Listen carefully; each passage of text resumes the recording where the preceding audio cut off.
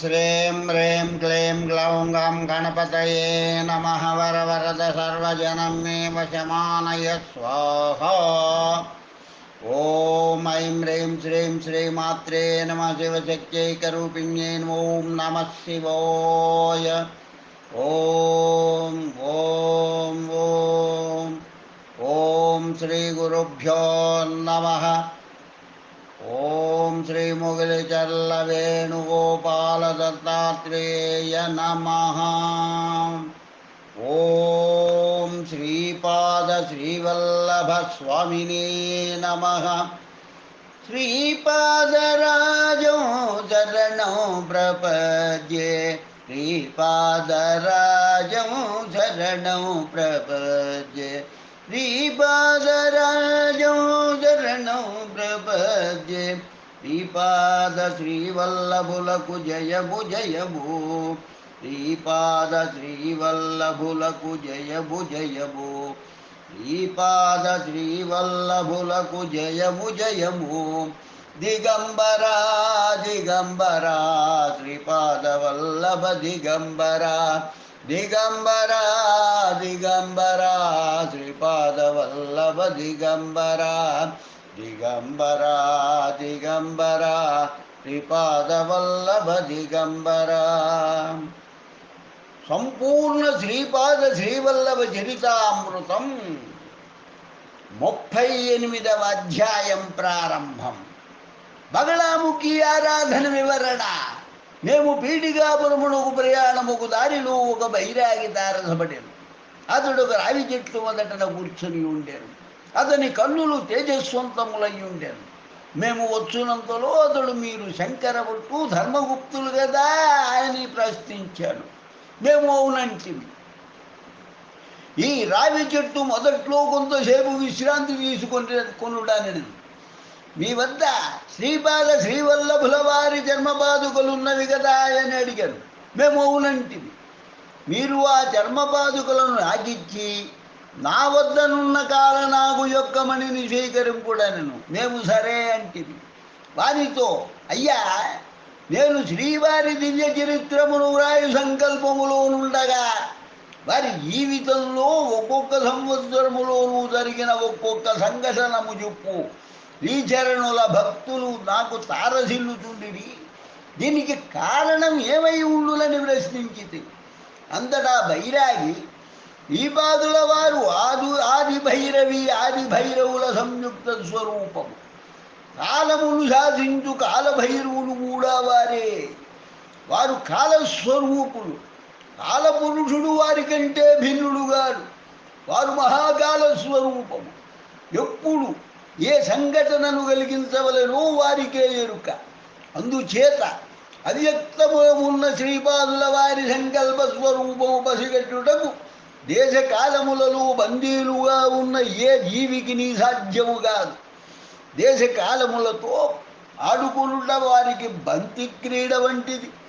జీవుల వికాస క్రమము, ఆయా జీవుల స్వభావములు, వాటి ధర్మములు, వాటి కర్మములు, వాటి ఫలితములు, వాటి ప్రభావములు అన్నీను వారి అధీనము। మహాపండితుడనని గర్వించు వారిని త్రుటిలో అజ్ఞానులుగా మార్చగలరు। మహాజ్ఞానుని సమస్త వేదాంగములు తెలిసిన మహాపండితునిగా మార్చగలరు। వారిది యోగ సంపన్న అవతారం। వారిని అవతార పురుషునిగా సాక్షాత్తు దత్తప్రభువుగా గుర్తించుటకు ఎంతయో పాపరాశి దగ్ధము కావలెను, ఎంతయో పుణ్యరాశి గుట్టలు గుట్టలు కాబడి ఉండవలెను। ఇది సాధారణ నియమం। అయితే వారి కృపాకటాక్షములు కలిగిన ఎడల ఈ సాధారణ నియమములకు అతీతముగా వారు భక్త సంరక్షణములు చేయుతుండు।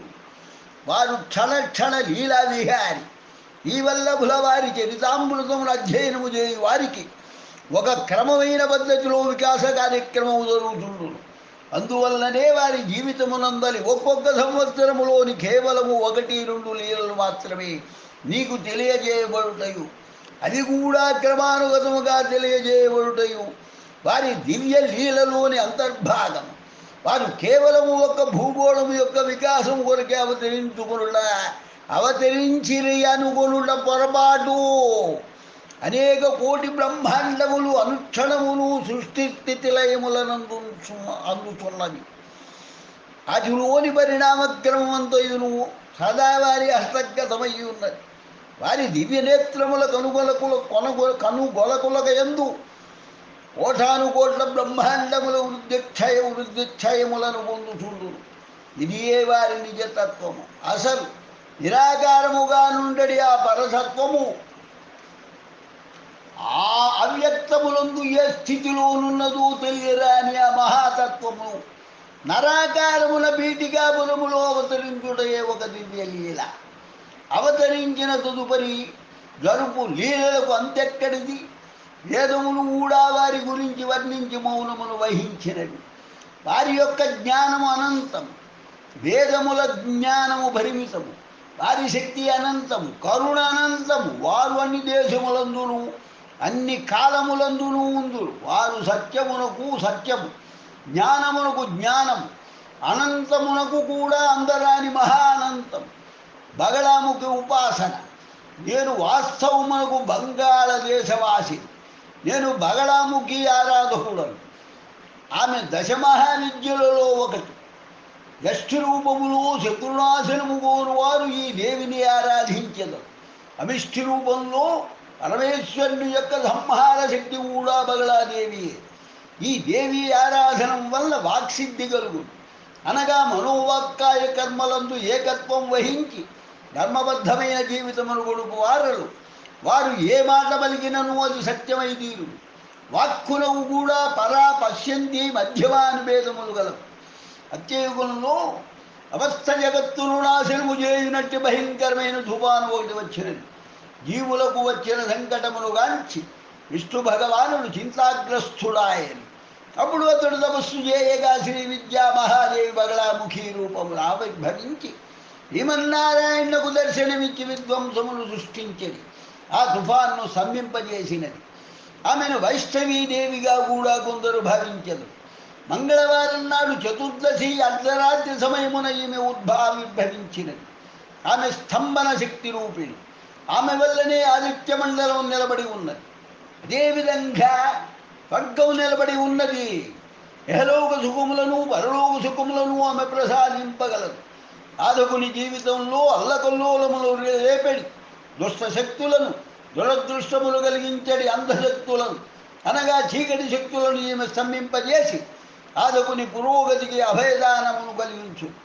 ఈమెను బడబాముఖి అనియు, జాతవేదముఖి అనియు, ఉల్కాముఖి అనియు, జ్వాలాముఖి అనియు, బృహద్బాముఖి అనియు కూడా పిలిచెదరు. అసలు సర్వప్రథముగా బ్రహ్మదేవుడు బగళా మహావిద్యోపాసన చేశాడు. ఈ మహాదేవినే బ్రహ్మదేవుడు బాలారూపమున దర్శించి తిరుమలలో అర్చించాడు.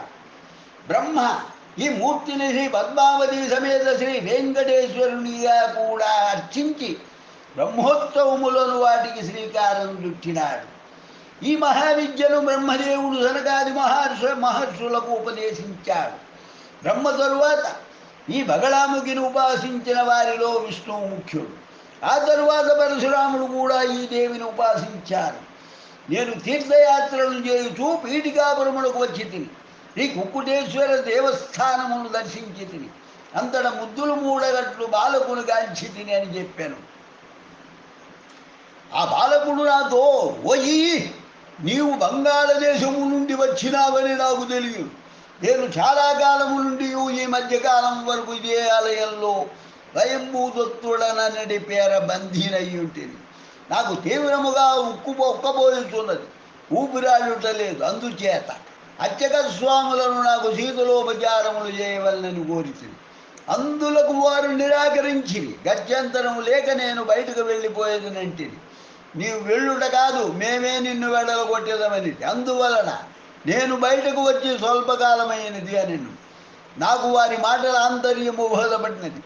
వారు సాక్షాత్తు దత్తప్రభువులనియు వారికి తగిన విధముగా శ్రద్ధాభక్తులతో అక్షరాధికములు జరుపటలేదనియు అస్పృశ్యతను బొత్తిగా పాటించని కారణములను కర్మరులైన బ్రాహ్మణులు అస్పృశ్యులను లోనికి రానీయకపోవడం వలన దీన దళితులను ఆర్తిగొన్న వారిని రక్షించడము దత్తప్రభువుల వారే స్వయంగా అవతరించిననియు నాకు అర్థమయ్యేది.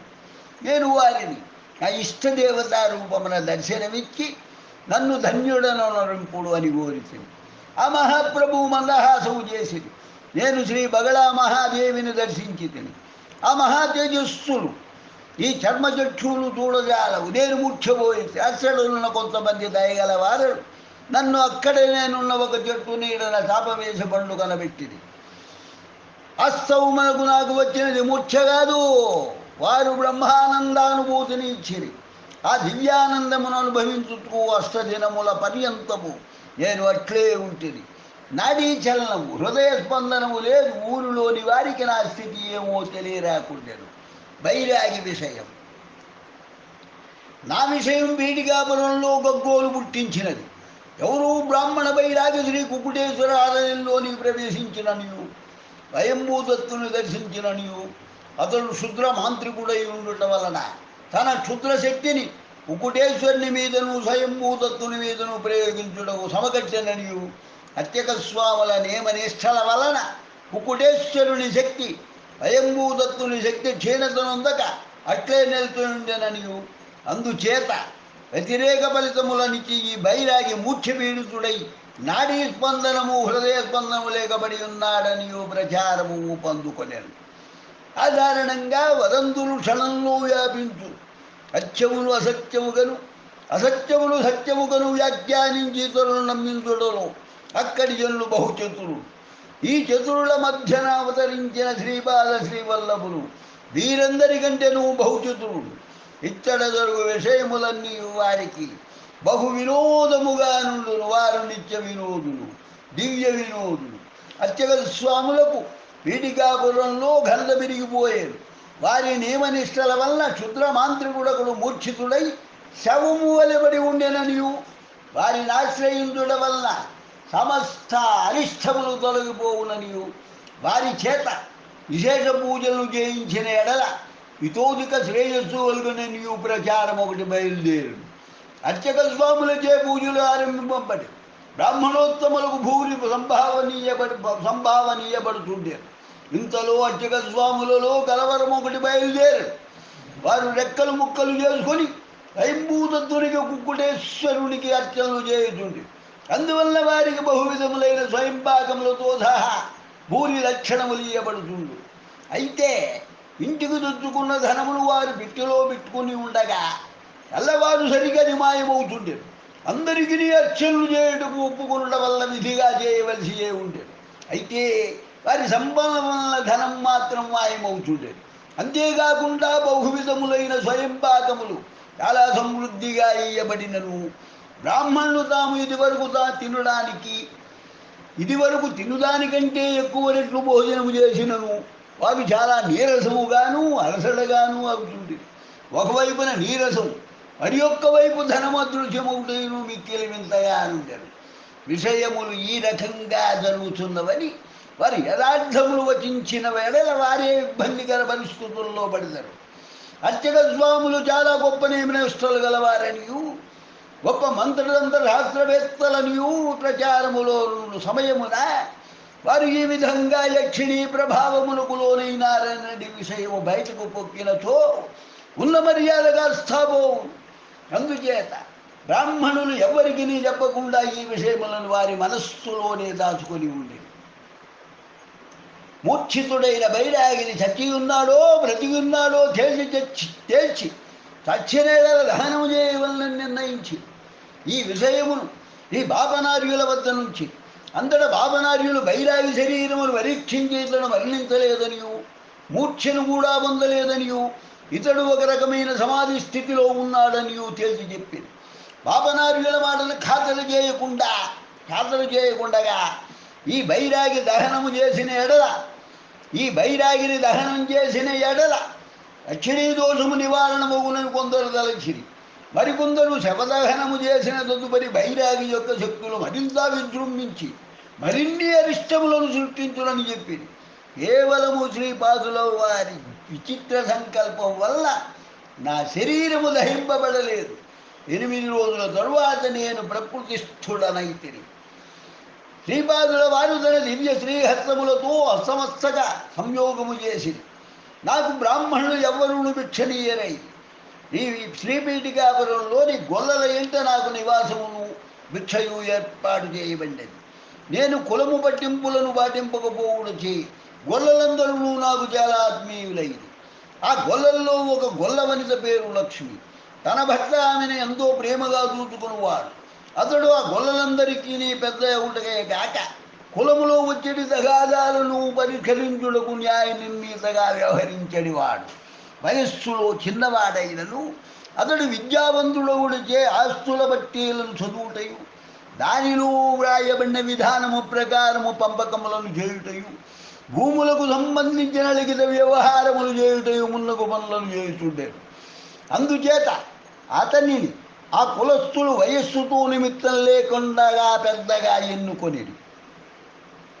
అతని ధర్మపత్ని అయిన ఇల్లాలు లక్ష్మి పతివ్రత లక్షణములు కలిగి ఉండేను. ఆమెకు ఈ మధ్యననే అనగా 4-5 సంవత్సరముల కిందటనే వైధవ్యము సంప్రాప్తించినది. నేను శ్రీపాదుల వారి మహాత్మ్యమును ఎరిగి ఉండటచే ఏదో విధంగా శ్రీపాదుల వారితో సంబంధమును కలిగి ఉన్న ఎడల శ్రేయస్సు సిద్ధించునని లక్ష్మికి తెలియజెప్పితిని. ఇంతలో వెంకటప్పయ్య శ్రేష్ఠి గారి ఇంట్లో నాకు పట్టిపోయారు. అందుచేత శ్రేష్ఠి గారింటికి లక్ష్మీ పాలన తెచ్చడి. శ్రేష్ఠి గారింటికి శ్రీపాదుల వారు తరచూ వచ్చేవారు. అమ్మమ్మ నాకు ఆకలి అగుతున్నది అని వారు అడిగారు. ఒకయే మహాలక్ష్మి యమానురాలైన వెంకట సుబ్బమ్మ గారు వేడి పాలన కాగి శ్రీపాదుల వారికి ఇచ్చేది. అంతేకాకుండా మీగడ వెన్న కూడా ఇచ్చేది. లక్ష్మి ఆ ఇంటికి పాలు తెచ్చినప్పుడు శ్రీపాదుల వారు తమకు ఎక్కువగా ఆకలి అగుతున్నదని చెప్పేది. వెంకట సుబ్బమ్మ గారు లక్ష్మిని మరి కాసిన్ని పాలన తెమ్మనిది. మరి కొంచెం పాలన తెచ్చిన తన ఇంటిలో పాలు తగ్గిపోవు. తాను నీళ్ల మధ్యగను త్రాగవలసి వచ్చును. అయినను త్యాగశీలి అయిన లక్ష్మి తను త్రాగుటకు వినియోగించుటకు దాచుకున్న పాలను కూడా శ్రేష్ఠి గారింటికి అమ్మదొచ్చాను. పురాణ పండితుని కథ. ఇంతలో ఆ ఊరికి పురాణ ప్రవచనము చేయు పండితుడు ఒకడు వచ్చాను. వెంకటేశ్వరాలయం బయటనున్న విశాల ప్రాంగణంలో పురాణ ప్రవచనములకు ఏర్పాట్లు చేసింది. పురాణములనున్నవి శూద్రుల కోసము కానీ మా వంటి బ్రాహ్మణోత్తముల కోసము కాదని మాకు తెలియని పురాణములు ఏమీనూ లేవనియు బ్రాహ్మణోత్తములు చెప్పిరి. ఈ బాబనార్యుల వారును శ్రేష్ఠి గారును వర్మగారును తమవంతుగా కొంత ధనమును పురాణము చెప్పు పండితునికి ఇచ్చేదమని శూద్రులు అందరూ పురాణ శ్రవణమునకు వచ్చుటకు అంగీకరింపబడేది. అప్పుడు శూద్రుడు ఆ పురాణము చెప్పు పండితునకు సంభావనలు ఇవ్వవచ్చునని దండోరా వేయించబడారు. బ్రాహ్మణుల్లోని కొందరు శూద్రుడు పురాణ పండితునకు ఇచ్చు సంభావనలో సగభాగము బ్రాహ్మణ పరిషత్తునకు ఇచ్చి సగభాగమతుడు తీసుకొనవచ్చునని సూచించిరి. దానికి ఈ బాబనాచార్యుల వారు దీనినే ముష్టిలో ముష్టి వీరముష్టి అందురు. మీరు పురాణ శ్రమము కూడా చేయనంటిది. పైగా కష్టపడి ప్రవచనము చేయు పండితుని కష్టార్జితమును కూడా హరింపదూచుతుంటిది. మీరు మీ ప్రవర్తనను ఆలోచన విధానములను మార్చుకొనని ఎడల భవిష్యత్తులో కాలపురుషుని వలన తీవ్ర శిక్షలను అనుభవింపవలసి ఉండును అని వారిని మందలించిరి. వచ్చిన పురాణ పండితులకు బాపనార్యుల ఇంట భోజనము ఏర్పాటు చేయబడినది. పురాణ ప్రవచనములకు ముందు లక్ష్మి పాలను కాచి వారికి ఇస్తుండేది. ఆ పాలను ద్రాగి అతడు పురాణ ప్రవచనము మొదలుపెట్టువాడు. శ్రీపల్లవుల వారు సర్వహృదయాంతర్వర్తి కనుక వారికి తెలియంది లేదు. ఆ పురాణ పండితుడు మహాజ్ఞాని మహాయోగి. అతడు తన యోగశక్తి వలన తన ఆత్మ ధరించిన ఇతర రూపములను కనుగొనగలిగాను. ఆ రూపములలోని చైతన్యమును తనలోనిగా ఆకర్షించుకొనేను.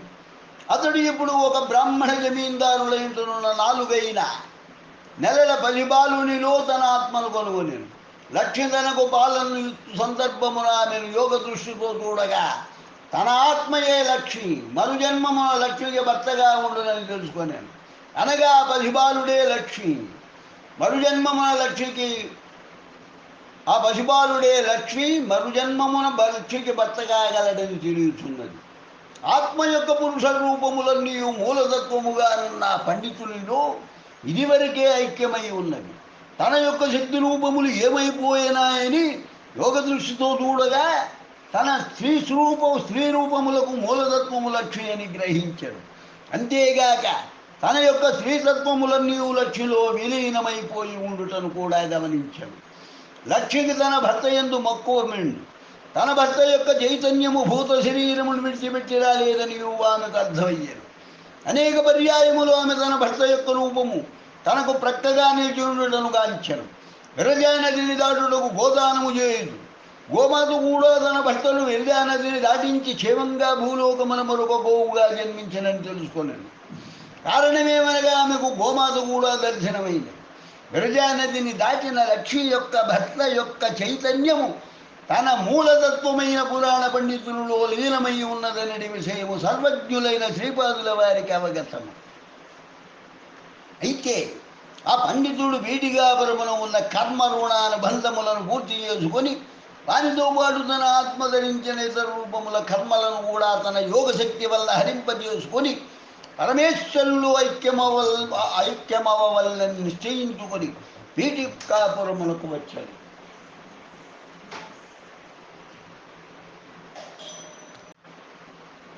ఒకవేళ ఆ పండితుడు ఆ విధంగా పరమేశ్వరులు ఐక్యమైపోయినతో ఆ నెల్ల బాలుడుగానున్న బ్రాహ్మణ జమీందారు పిల్లవాడు కూడా మరణించు. అట్లే అయినచో ఆ పిల్లవాడే లక్ష్మికి మరు జన్మమును రావలసిన భర్తగా ఉన్న లక్ష్మి ఈ జన్మ పూర్తి చేసుకుని మరుజన్మ అవతరించున్నప్పటికీ తనకి భర్తగా కావలసిన బ్రాహ్మణ బాలుడు మరణించుట వలన తాను బ్రహ్మచారిణిగా మాత్రమే జీవించి మరణించవలెను. కానీ లక్ష్మికి మరుజన్మను పొందవలెనని కాంక్ష తీవ్రముగానున్నది. అందువలన శరీర తాపానంతరము చైతన్య స్థితిలుంచినప్పుడు మరొక సద్బ్రాహ్మణుల ఇంట తాను జన్మింపవలను. తన భర్త నెల్ల బాలుడిగానున్న జమీందారుల పాపడు పెరిగి పెద్దవాడై తీరవలెను. పాపము లక్ష్మి అమాయకురాలు. ఆమెకు తెలియకుండగానే ఆమె అర్ధనారీశ్వర యోగమును అనుష్ఠించినది. ఇదంతయును శ్రీపాదుల వారి లీల. పురాణ ప్రవచనములు నాటకం ముగిసినది. శూద్రుల నుండి పండితుడు సంభావనలు స్వీకరించను. లక్ష్మి శూద్ర కులమున జన్మించినది. శూద్ర సంబంధములు స్వీకరించుటతో శూద్రులతో తనకు కర్మబంధము తీరినదని పండితుడు భావించడు. ఇంక నువ్వు ఏమైనా కర్మబంధములు మిగిలి ఉన్న ఎడల వాటిని యోగాగ్నిలో దగ్ధము చేయదర్శను. పాపనార్యుల ఇంట భోజనము చేయటం వల్ల తన బ్రాహ్మణ జన్మములకు సంబంధించిన రుణానుబంధము తీరిపోవులని భావించాను. ఆ మహాయోగికి సంభావనీయు నిమిత్తము బాబనార్యులు లోనికేగిరి. ఇంతలో లక్ష్మి బాబనార్యుల ఇంటికి వచ్చినది. లక్ష్మి ఇంట ఆవు ఒకటి ఈనుడు దున్నుపాలను తెచ్చినది. లక్ష్మికి శ్రీపాదుల వారన్న చాలా భక్తి శ్రద్ధలు. బాబనార్యులు పండితులకు సంభావనిచ్చింది. పండితుడు తాను వెళ్ళేదన నీవు సెలవిప్పించవలసినత నీవు కోరేను. శ్రీపాదుల వారు అందరూ నీకు సెలవిచ్చి ఉండిరి. కేవలము ఇద్దరు మాత్రము సెలవిచ్చుటకు నిరాకరించుతున్నారు. నాకు కోమటి లెక్కలు బాగుగా తెలియను. బాకీ ఎంత ఉన్నది, ఎంత తీర్చబడినది మొదలైన విషయములు ఒకసారి రామ్ అనుకొననిదే ఈ పీడికాపురము నుండి నీవు కదులుటకు వీల్లేదు అని బ్రాహ్మణుడు కొంచెము కలవరపడెను. శ్రీపాద శ్రీవల్లభుల వారు దత్తావతారులని ఇదివరకు విని ఉండేది. శ్రీపాదుల వారు ఆ బ్రాహ్మణునితో, నాయన, ఈ లక్ష్మి అమాయకురాలు. ఈమె కేవలము కొద్ది సంవత్సరములు మాత్రమే జీవించున్నది. ఈమె చనిపోయిన తరువాత ఈమె గతి ఏమి కావాలి? నీవు జ్ఞాన రూపమున బ్రాహ్మణునిగాను అజ్ఞాన రూపమున లక్ష్మి భర్త అయిన గొల్లవానిగాను జన్మించితివి. లక్ష్మి గొల్లవాని రూపములోనున్న నీతో కష్టసుఖములో పంచుకున్నది. నీ యొక్క గొల్లవాని రూపమున ఉన్న చైతన్యమును విరజానది దాటించి వచ్చిన గోమాత తిరిగి భూలోకములకు స్వేచ్ఛగా తిరిగి వచ్చినది. లక్ష్మి తన ప్రేమాగ్నితో తన భర్త చైతన్యమును తన వద్దనే నిలుపుకున్నది. గొల్ల వనిత రూపమున ఉన్న ఈ చైతన్యము కొద్ది సంవత్సరముల తరువాత శరీరము వదనమైనప్పుడు బ్రాహ్మణ చైతన్యంలోనికి మారగలదు. అనగా ఈమె గొల్ల వనిత రూపమున ఉన్న బ్రాహ్మణి, నీవు బ్రాహ్మణ రూపమున ఉన్న గొల్లవాణి. మీ కర్మ సంబంధములు నాకు బాగుగా తెలియదు. పద్మావతీదేవి స్వరూపుడనైన నేను భవిష్యత్తులో బ్రాహ్మణిగా రాబోవు ఈమెను బంగారు బొట్టు పెట్టి ఆశీర్వదించి తిని ఈమెకు మాంగళ్యమును కూడా సృష్టించి హిరణ్యలోకమున దాచి ఉంచి తిని బంగారముతో సంబంధము దిగిపోయిన ఎడల భార్యకు భర్తతో సంబంధము దిగిపోవును. అందుచేత మేము హిరణ్యలోకమున ఈమెకు సంబంధించిన మాంగళ్యాభరణములను దాచి ఉంచితిమి. నల్ల బాలుడిగా ఉన్న నీ చైతన్యము ఉపసంహరింపబడినతో ఏ అసురుడైనా ఆ శరీరమును స్వాధీనము చేసుకొని అకృత్యములు చేయవచ్చు. అందువల్ల ఈమె నుండి సువర్ణదానమును స్వీకరించి రుణానుబంధమును కర్మబంధమును ఉపయోగించుకొనక ఇంకనూ నిలుపుకొని మరుజన్మమున ఆదర్శ దంపతులై నా భక్తులను ధరించెదరుగాక అని చెప్పి దీవించిరి. నాయనలారా, ఈ విధంగా ఆ నెల్ల బ్రాహ్మణ బాలుడు పెరిగి పెద్దవాడవు లక్ష్మి బ్రాహ్మణిగా జన్మించి అతని భార్యవు శ్రీపాదుల వారి లీలలు అద్భుతములు. శ్రీపాద శ్రీవల్లభులకు జయము జయము, శ్రీపాద శ్రీవల్లభులకు జయము జయము, శ్రీపాద శ్రీవల్లభులకు జయము జయము, శ్రీపాదరాజం శరణం ప్రపద్యే, శ్రీపాదరాజం శరణం ప్రపద్యే. నాగేంద్ర శాస్త్రితో సమాగమం. మేము కాలనాగు యొక్క మణిని స్వీకరించి ప్రయాణమును సాగించుతుంటిమి. మాకు శ్రీపీఠికాపురమును ఎప్పుడు సందర్శించదమాయని తపనముండుగా సాగింది. కాలనాగుల స్వరూపం. మేము ఒక బ్రాహ్మణ్యంత ఆతిథ్యమును స్వీకరించి ఆ బ్రాహ్మణుని పేరు నాగేంద్ర శాస్త్రి. అతడు మంత్రశాస్త్రమును తెలిసినవాడు. వారి ఇంట ఎన్నో నాగుపాములు తిరుగుతుండు, కానీ అవి ఎవరికీ హాని చేయవు. నాగుపాములను వారు తమ కన్న బిడ్డల వలె చూసుకుంటారు. అవి వారి దేహములపై యథేచ్ఛగా తిరుగుతుండు. దివ్యనాగులకు మణిముండు. అనేక సంవత్సరములతో నాగోపాసన చేశాడు. అతడు కాలనాగు యొక్క మణిని పూజార్థము పొందదలిచి నాగదేవతను ప్రార్థించాడు. నాగమణి ప్రభావం. నాగేంద్ర శాస్త్రి, నాయనలారా, నేడు ఎంతయో సుదినం. నేను శ్రీపాదుల వారు 15 సంవత్సరముల బాలుడుగా నుండినప్పుడు శ్రీపీఠికాపురమునకు పోయి తిని పాదగయా క్షేత్రమును దర్శించి తిని స్వయంభూదత్తుని మెడలో కాలనాగునొక దాన్ని చూచి తిని దానిపై మణి ఉండెను. కాలమును సాగించేడి నాగులకు కాలనాగులని పేరు. వాటికి ఖచ్చితంగా మణి ఉండు. ఆ మణి రాత్రిపూట దివ్యకాంతిని ప్రసరింపజేయుతుండు. వాటికి ఉండల్ని శక్తి ఉండును. అవి మహర్షుల వలె నిరంతరము యోగధ్యానమును ఉండటకద్దు. మానవులకే కాకుండా నాగులకు కూడా రకరకముల స్థితులు ఉండును. కాలనాగులు సాధారణంగా మనుష్యులకు కానరాదు. కాలనాగుల ప్రాణము మీద నుండి నాగమణికి అంగారక గ్రహము నుండి వచ్చు అశుభ స్పందనములను నివారింపజేయు శక్తి ఉండు. ఆయా అశుభ స్పందనములు నాగమణి యందు లయమైపోయి దాని నుండి శుభప్రద స్పందనలు వెలువడుతుండు. ఆ మంగళమయ స్పందనలు మంగళగ్రహ పీడితులకు శుభములను ప్రసాదింపజేయగలుగును. జాతకములో మంగళగ్రహము సరిగా లేని ఎడల జీవితములో పోరాట నరకమైన పరిస్థితులు. గృహమనందలి వారితో విరోధం, బంధుమిత్రాదులతో విరోధము, రుణ బాధ, కన్యలకు యుక్త వయస్సులో వివాహము కాకపోవుటేగాక వృద్ధ కన్యలుగా మిగిలిపోయేది స్థితి. వివాహమైనను సంతానము లేకపోవుట, ఏ పని ప్రారంభించినను ఎంత సామర్థ్యములున్నను అక్కరకు రాకపోవటం ఉన్నదని జరుగుతుంది. స్వయంభూదత్తును దర్శించిన అనంతరము నాలో కాలనాగు యొక్క మణిని సంపాదించి తీరవలనని ఆకాంక్ష తీవ్రమవసాగను. ఆ మణిని నేను పొందినేట జీవితంలో నిన్ని స్థాయిల్లోనూ విశేషమైన పురోభివృద్ధిని పొందగలిగేదనను ఆశమిక్కుటమవసాగను అని చెప్పసాగాను. శ్రీపాదుల వారి పాదుకా మహిమ నాగదోష నివారణ నియమము. నేను నరసింహవర్మ గారి ఇంటి ప్రాంతము నుండి పోవుచుంటిని. శ్రీపాద గురు సార్వభౌములు వారి ఇంటి ప్రాంగణమున లీలా వినోదముగా చెట్లకు నీరు పోవుచున్నారు. శ్రీ నరసింహవర్మ చెట్లకు బోధనలు చేయుచుంటిది. వారి ఇంటి ప్రాంగణమున ఔదుంబర వృక్షం ఒకటి ఉండేది. ఆ ఔదుంబర మూలమున నీరు బావుగా ఇంకుటకు నరసింహవర్మ గారు బోధనలు చేయుచుంటిది. ఇంతలో వారి చేతులకు శ్రీపాదుల వారి పాద సాముద్రికముతో కూడిన తామ్రపాదుకలు లభ్యమాయే. ఆ పాదుకలు 16 ఏళ్ల బాలుని పాదములకు సంబంధించినంత పరిమాణములో నుండెను. నాగేంద్ర శాస్త్రి ఇటురమ్ము అని పిలుపు వినపడెను. నేను ఆశ్చర్యముతో వారి సన్నిధికి ఎగితిని. వర్మగారు ఆ పాదుకలను నారికేళ జలముతో కడిగిడి. అవి శ్రీపాదుల వారి పాదపద్మముల కడ ఉంచబడినట్టు పూజ చేసుకున్నకు అవి తమకు ఇయ్యబడునని వర్మగారు తలచిరి. కానీ శ్రీపాదుల వారి సంకల్పం మరొక విధముగాను నా పాదుకలను శ్రీపాదుల వారి దయతో నాకొసంగిరి. వారు నాగేంద్ర శాస్త్రి, నీవు నాగేంద్రుని పీఠమును ఒకటి స్థాపించి ఈ పాదుకలను పూజ చేసుకును. నీవు కాలనాగులు ధరించడిమని ఒకటి కావాలని ఎంతయో కాలము నుండి కోరుకుంటున్నావు. నీ ఎడల నేను ప్రసన్నుడనైతిని. కాలనాగులు నిరంతరము తమ దివ్యమణులచే ఏ స్వామిని పూజించెదరో, ఏ దివ్య పాదపద్మములు ఆరాధించరో ఆ మహాస్వామిని నేనే. ఈ దివ్య పాదుకలు నావే, నీవు వాటిని అర్చించుకొను. ఆ దివ్యాధి పీడితులకు జనులు నిన్ను సమీపింతులు.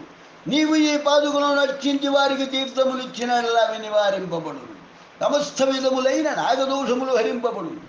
నాగదోషమును శాంతింపజేయు సందర్భమున ఈయముడు దక్షిణలయందు తన భార్య యొక్క గాని భర్త యొక్క గాని పుట్టింటి వారి యొక్క సొమ్ము గాని కలిసి తీరవలనది నిబంధనను పూజా తప్పకుండా పాటించబడవలనని తెలియము. మగవాడు తన నాగదోషములు నివృత్తి కొరకు దక్షిణిచ్చు సందర్భమున బావుమరుదుల నుండి కానీ మామగారి నుండి కానీ అనగా భార్య పుట్టింటి వారి నుండి కొంత ధనమును స్వీకరించి దానితో కలిపి ఇయ్యవలెను. స్త్రీ తన నాగదోష నివృత్తి కొరకు దక్షిణిచ్చు సందర్భమున తన భర్త స్వగృహమునకు సంబంధించిన వారి నుండి కొంత ధనమును స్వీకరించి దానితో కలిపి నీయవలెను. భార్యాభర్తలు ఉభయులు నాగదోష నివృత్తి కొరకు దానము చేయునడల ఉభయుల పుట్టింటి వారి సొమ్మును కలిపి ఇయ్యవలెను. భర్త తన స్వార్జితము నుండి భార్య తన స్త్రీధనము నుండి లభించిన ద్రవ్యమును కలిపి ఇయ్యవలెను. ఒకవేళ కన్య తన నాగదోష పరిహారము కొరకు దానము చేయునడల తన తండ్రి యొక్క ద్రవ్యమును అదేవిధంగా మేనమామ వరుసైన వారి నుండి కొంత ద్రవ్యమును కలిపి ఇయ్యవలెను. ఈ విధంగా చేసిననే నాగదోషము పూర్తిగా నివారింపబడు. ఒకానొక కాలమున కుంభనిశుంభుల అత్యాచారము వల్ల పీడితులై దేవతలు మహాలయములను చేరి హైమవతీదేవిని స్తుతించి అప్పుడు గౌరీదేవి దేహము నుండి కౌశికి అను దేవత ఆవిర్భవించను. కౌశికి తన దేహము నుండి వేరైన తక్షణమున పార్వతి యొక్క దేహము కృష్ణవర్ణముతో నిండిపోయి కాళీ అను నామముతో విఖ్యాతురాలైనది. ఆ కాళి మరలా తాను గౌరిగా మారిపోవాలన్న భావన కలిగినది. ఆ భావన కలుగుగానే ఆమె అంతర్ధానమైనది. పరమేశ్వరుడు నారద మహర్షిని ఆమె జాడ గురించి అడిగాను. అంతటా నారదుడు ఆమె సుమేరువుకు ఉత్తరంలో తేజరిల్లుతున్నదని తెలిపాను. శివుని ఆదేశములను చెల్లించి నారద మహర్షి ఆమె స్థానమును చేరి, అమ్మ నీవు మహేశ్వరుని వివాహము చేసుకుని సుఖముగానుండవలసినదని కోరాను. ఈ వివాహ ప్రస్తావనలు విన్న దేవి క్రుద్ధురాలైనది. ఆమె దేహము నుండి అన్యమైన జాషోడసి విగ్రహము ప్రకటించబడినది. దాని నుండి ఛాయా విగ్రహ రూపిణి అయిన త్రిపుర భైరవి ప్రకటించబడినది. దేవి సంహారకారిణిగానున్నప్పుడు పరమేశ్వరునితో దాంపత్య ధర్మమును నిర్వహింపజాలదు. ఆమె క్రోధావేశములతో నిండి ఉండు. ఆ క్రోధావేశములు వెలుగుడు కాలములు సాధించడు కాలనాగులు కారణం. నేను మహావిష్ణు స్వరూపుడనైన కారణమున శివుని త్రిశూలము సంయోగపరచి నాగమణులను సృష్టించి తిని ఆ నాగమణులలో కాలనాగులచే ధరింపబుండని వరమిచ్చి తిని. అంతేకాకుండా శివపార్వతుల శరీరముల మీద ఆభరణములుగా కాలనాగులుండునట్లు ఆశీర్వదించి తిని. హైమవతీదేవి నాకు చెల్లెలొకట చేయి. నాగదోష పరిహారార్థం ఎవరైనను సరే పుట్టినింటి వారి సొమ్ము కలపనిదే పరిహారము పూర్తిగాదని నిబంధనను ఏర్పరచి తిని. నైనా నాగేంద్ర శాస్త్రి, నా యొక్క ఈ వచనములను సూచా తప్పకుండా పాటించుము. లోక కళ్యాణార్థము నీ యొక్క నాగశాస్త్ర వైదుష్యమును ఉపయోగించుము. దత్తారాధకులకు కలిగే విశేష ఫలితము. కాలాంతరమున శంకరభట్టు ధర్మగుప్తులను వారు నీ వద్దకు వచ్చెదరు. అంతవరకు నీవు ఆరాధించిన ఈ దివ్య పాదుకలను వారి కొసంగి వారి నుండి కాలనాగుల యొక్క ఒకనొక దివ్యమని నీవు స్వీకరింపుము. శరీర ధర్మములకు ఒక కాలముండు, మనస్సునకు ఒక కాలముండు, ప్రాణమునకు ఒక కాలముండు. ఆత్మ అన్నది కాలాతీతముగా నుండు. ఆయా గ్రహ నక్షత్రాదులుండు వరకు ఆయా కాలములుండు. వృద్ధ్యక్షయములు కాలాధీనముగా జరుగుతుండు. అనేక బ్రహ్మాండములు పుట్టి వృద్ధి నొంది కొంతకాలము స్థితి ఎందుండి తిరిగి విలయము పొందుతుండును. ఇది ఎంతయును కాలమహిమయే. అటువంటి కాలస్వరూపము నా అధీనమై ఉన్నది. నన్ను ఆరాధించు వారికి కాలపురుషుడు సదా అనుకూలించుతుండును. భూత ప్రేత పిశాచాది మహాశక్తులు కూడా దత్తారాధనలు చేయి వారిని ఏమీ నువ్వు చేయజాలవు. ఈ సృష్టి ఎందున్న ప్రాణులన్నిటికంటేను కూడా నేను బలవంతుడను. నా నుండి బలమును పొంది జీవరాశులు వృద్ధి పొందుతుండును. గర్వము చే మదోన్మత్తులైన వారి ఎడల వారి ఎందున్న నా బలమును ఉపసంహరించదను. గర్వమును అహంకారమును అన్ని అనర్థ స్వరూపములకు కారణభూతమై ఉండును. నన్ను ఆరాధించుచు సదా జ్ఞప్తి అందుకుని వారలు నిత్య సంతుష్టులై ఆనందముతో నుందురు అని విశదపరిచిరి. ఆ మహాపురుషులు వర్మగారింట నాకు భోజనము ఏర్పాటు చేసిరి. వర్మగారు అన్నదాన ప్రభువు. దత్తప్రభువునకు అన్నదానమన్న బహుప్రీతి. ఏ జీవి ఆకలి బాధతోనున్నను వారికి కొరతగా నుండును. వారు సర్వభూత హితంకరులు. శ్రీ మహాస్వాముల నుండి సెలవు గైకొని నేను వెడలిపోయితిని. మీరు చూచడి ఈ స్థలమును ఆశ్రమమును కట్టుకుంటుని. నా వద్దకు వచ్చిన వారందరకు వారికి తగిన వర్ణాశ్రమ ధర్మములను గూర్చి బోధించుతుందుము. ఇంతలో నా భార్య మరణించింది. నేను చింతాక్రాంతుడనైతిని. ఒక మంగళివాని భార్య పాము కాలుచే మరణించాడు. నాకు తెలిసిన నాగ విద్య వల్ల ఆ పామును రప్పించి పాము విషములు తీయించి తిని. అయితే మంగళివాని భార్య తిరిగి ఆ శరీరంలో చేరుడికి ఇష్టపడలేదు. ఆమె ప్రాణమయ జగత్తునందు యథేచ్ఛగా విహరించుతూ జనులను ఆవగించి వారు దుఃఖించినప్పుడు ఆనందింపవల్లని సంకల్పించను. మంగళివాడు తన భార్యను వర్తించవలసినదని ప్రార్థించను. అంతటా వానితో నేనిట్లాంటిని. చనిపోయిన నా భార్య ఆత్మను ఈ శరీరంలో ప్రవేశపెట్టదను. నీవు ఈమెను తల్లిగా భావింపవల్లని అంటిని. అతడు అట్లే అనను. చనిపోయిన నా భార్య యొక్క ఆత్మ మంగళివాని భార్య శరీరంలో ప్రవేశపెట్టబడెను. అనగా నా భార్య పునరుజ్జీవితురాలాయను. ఆ మంగళివాని భార్య మహాదుష్టురాలు, గయ్యాడేవుడు చేయి. ఆమె శరీరమునందరి సమస్త నాడులను దోషభూయిష్టముగా నుండెను. వాదోషభూయిష్టమైన శరీరమునందు నందుండుట నా భార్యకు కంపరంగా నుండెను. ఆమెకు శరీరమున మంటలుగా నుండెను. తీవ్రమైన బాధతో నుండెను. ఈ శరీరమును విడిచి వెళ్ళిపోయేదని ఆమె పదే పదే కోరుకుంటుండేను. నేనుండు గ్రామమైన నాగేంద్ర శాస్త్రి అను బ్రాహ్మణుడొకడు ఒక మంగళివాని భార్యను బ్రతికించి ఆమెతో అక్రమ సంబంధములు కలిగి ఉండి మంగళివానికి చాలా అన్యాయము చేయుచుండెననియు ఈ చుట్టుప్రక్కల నుండి బ్రాహ్మణ్యమునకు తెలిపి నన్ను కులబహిష్కృతిని చేయవలననియు మంత్రతంత్రములచే లభించడి సొమ్ములో 30% మంగళివానికి నష్టపరిహారముగా వినిచ్చి 25% మాత్రమే శాస్త్రి గారికి ఇయ్యవలననియు మంగళి కులమునకు చెందిన కుల పెద్దలు తీర్పు చెప్పిరి. నా పరిస్థితి సంకటప్రాయంగా నుండెను. నేను విషయమును వివరించి చెప్పినను నా మాట వినివారు ఎవరూ లేరు. మరణించిన మంగళి భార్య కొంతమంది ఆడువారి వంటి మీదకు వచ్చి తాను మరణించిన శాస్త్రి గారి భార్యననియు తాను శరీరమును విడిచి ఉండిన ప్రేతాత్మననియు తన భర్త చేయు అకృత్యములను నిలుపుదల చేయవలసిన బాధ్యత మంగళి కుల పెద్దల మీద గలదనియు చెప్పుతుంటాను. వారందరూ క్రోధావేశపూరితులై నన్నును ఆ మంగళికాంతను కూడా హత్య చేసేదమని బెదిరించుతుండేది. నేను శ్రీపాదుల వారి శరణు దూచితిని. అంతటి శ్రీపాదులు ఇట్లని, నీవు భర్తవు అయినంత మాత్రమున నీ భార్యను మంగళివాని భార్య శరీరంలోనికి ప్రవేశింపమని ఆజ్ఞాపించుట తగదు. అంతేకాకుండా నీవు నీ మంత్రశాస్త్ర విద్యతో బాధితులకు ప్రతిఫలాపేక్ష లేకుండా సేవ చేయవలెను. నీవు ధనమును ఆశింపరాదు. వారు సంతోషముగా ఇచ్చున్నది స్వీకరింపవలెను. నేను శ్రీపాదుల వారి ఆజ్ఞలను పాటించి తిని తదుపరి నా భార్య ఆత్మ ఆ శరీరమును వీడెను. ఆ శరీరము దహనము చేయబడెను. శ్రీపాద శ్రీవల్లభులకు జయము జయము. శ్రీపాద శ్రీవల్లభులకు జయము జయము. శ్రీపాద శ్రీవల్లభులకు జయము జయము. శ్రీపాదరాజం శరణం ప్రపద్యే. దిగంబరా దిగంబరా శ్రీపాదవల్లభ దిగంబరా. సంపూర్ణ శ్రీపాద శ్రీవల్లభ చరితామృతం 39వ అధ్యాయం సంపూర్ణమైనది. 38, 39 ఐక్యాధ్యాయం సంపూర్ణమైనది. లోకా సమస్త సుఖినో భవంతు. లోకా సమస్త సుఖినో భవంతు. లోకా సమస్తా సుఖినో భవంతు. ఓం శాంతి శాంతి శాంతి. స్వస్తి.